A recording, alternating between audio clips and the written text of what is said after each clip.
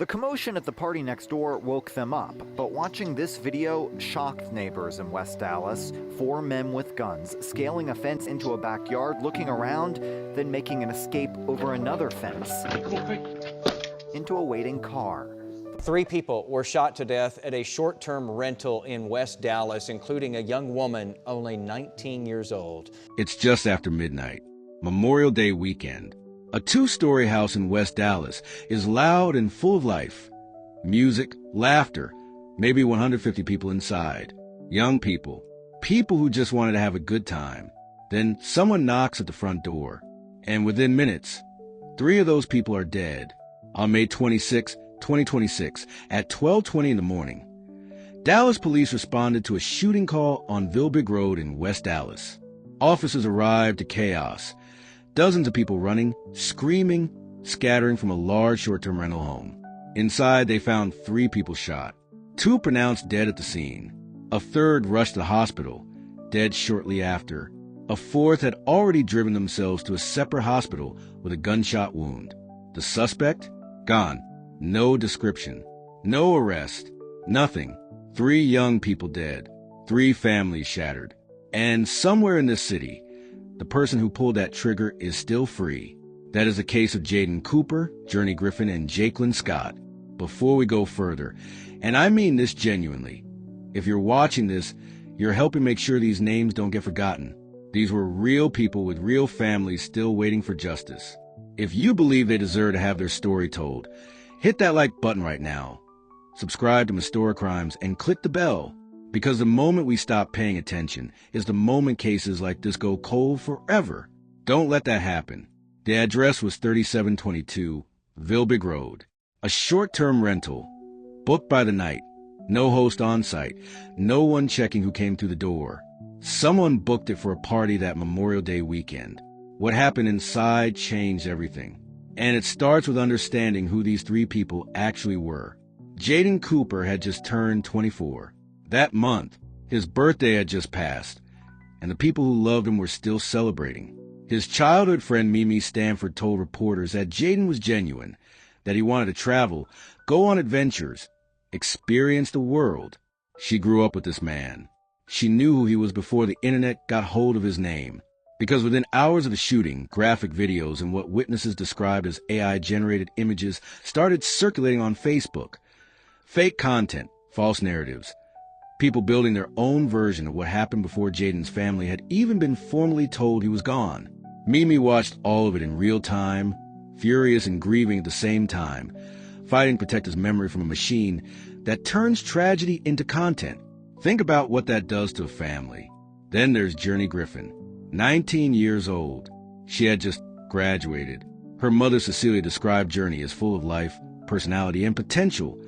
Funny, outspoken, never afraid to speak her mind, with her whole next chapter mapped out in her head.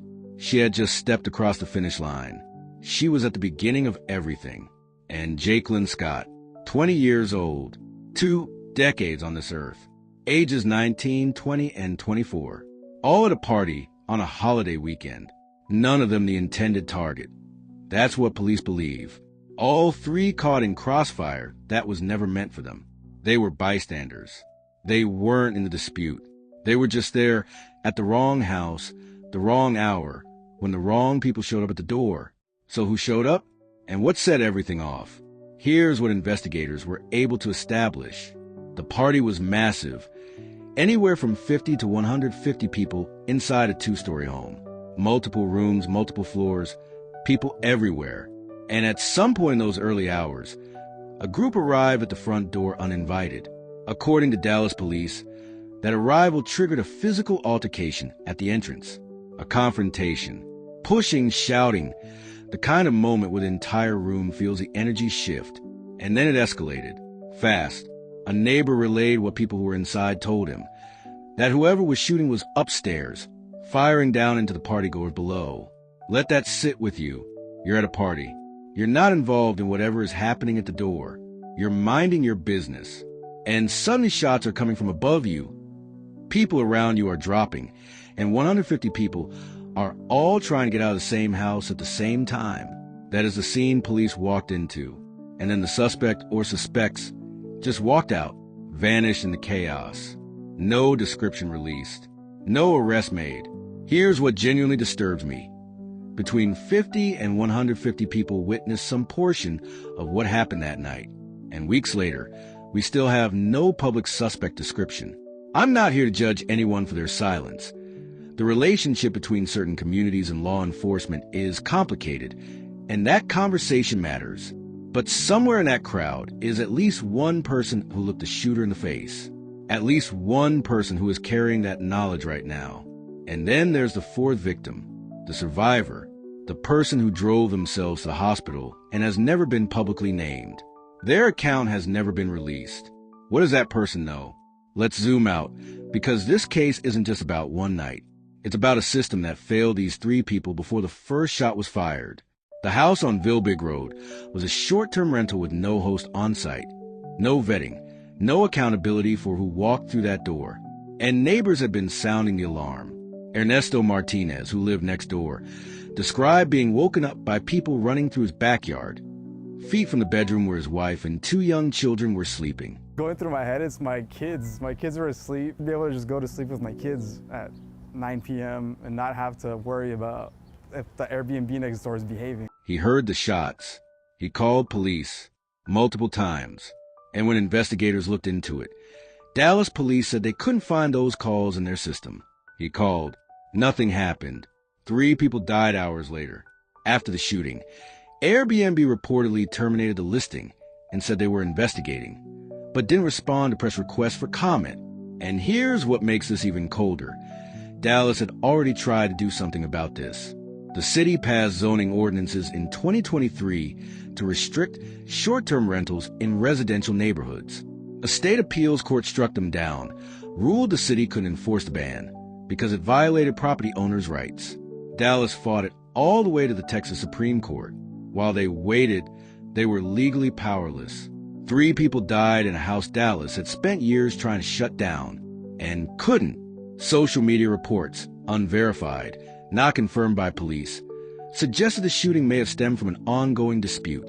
If that's true, it raises an uncomfortable question. Did someone walk into that party knowing exactly who they were looking for? And did Jaiden, Journie, and Jaiclyn just happen to be standing in the way? We don't know. What we know is this: no arrest, no named suspect, a survivor still in the shadows, a city legally blocked from acting, and up to 150 witnesses who stayed silent. Jaiden Cooper had just turned 24. Journie Griffin had just graduated. Jaiclyn Scott was 20 years old. None of them were the target. All 3 of them are gone. So I want to ask you directly, do you think this case gets solved? Do you think that silence breaks?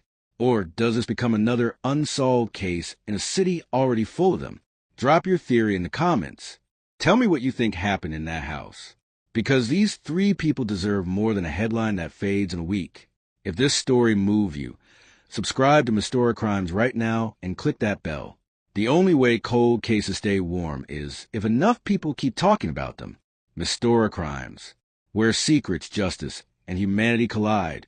We'll see you in the next one.